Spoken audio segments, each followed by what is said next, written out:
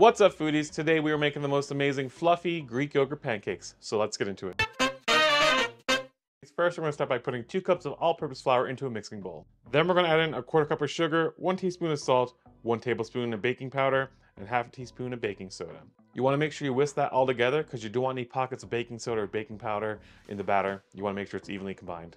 Now it's time to mix together our wet ingredients. Take a 1.5 cups of milk. Now if you notice on my measuring cup it says 1 cup of milk. I added in the extra 1/2 cup after I mixed everything together. I didn't have enough room in my measuring cup to mix it all together. Should have used a bigger bowl. So just to let you know, it is a 1.5 cups of milk.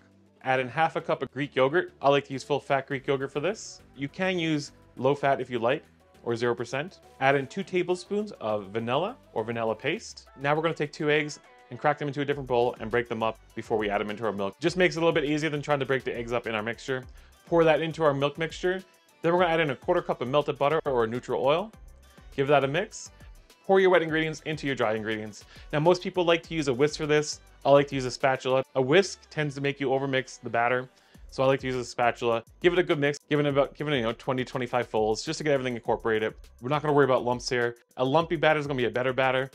Whew, say that without tongue twisting. Now place it aside so it gives the batter a chance to relax so it gets nice and fluffy when we cook it. So while that's resting, we can get our pan ready. We're going to put some butter or oil. I like to do a mixture of butter and oil on the pan. Give it a nice coating. We're going to set to a medium to low heat. Every range is going to be different, so you might need to adjust this. You always got your test pancake. Throw a bit of batter onto it and test it out and adjust as needed. If you use the butter, if it gets a little brown, that's great too, because it's going to give a nice brown butter flavor, so don't worry about too much, as long as you don't burn it. I'm using my carbon steel crepe pan from the buyer. There's a 10% off code in the description below, or you can use a non-stick pan.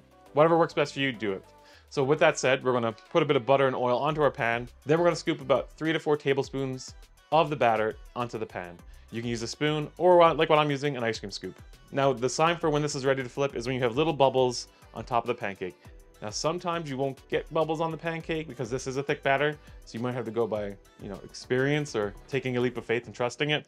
But usually you want to cook about 3 to 4 minutes per side and flip it before the outside starts to burn. So you want a nice golden pancake. And when the bubbles form, give it a flip over and let it cook on the other side till it cooks all the way through. Now that our pancakes are done, let's remove it from the heat, stack them nice and high, and pour over some nice delicious maple syrup and enjoy. And there you have it, foodies.